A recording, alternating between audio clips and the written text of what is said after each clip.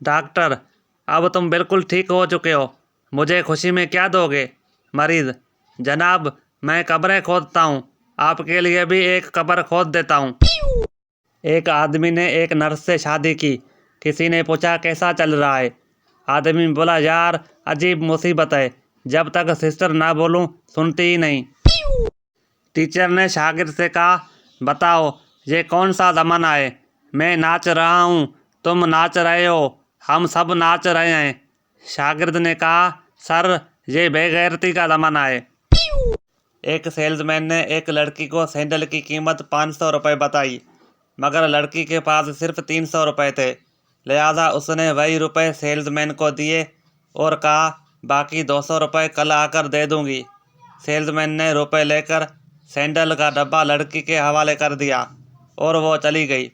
दुकान के मालिक ने सेल्समैन पर गुस्सा करते हुए कहा, तुम बहुत बेवकूफ़ हो, अब वो कभी नहीं आएगी। सेल्समैन ने कहा, वो ज़रूर आएगी, क्योंकि मैंने उसे दोनों जूते बाएं पैर के दिए हैं।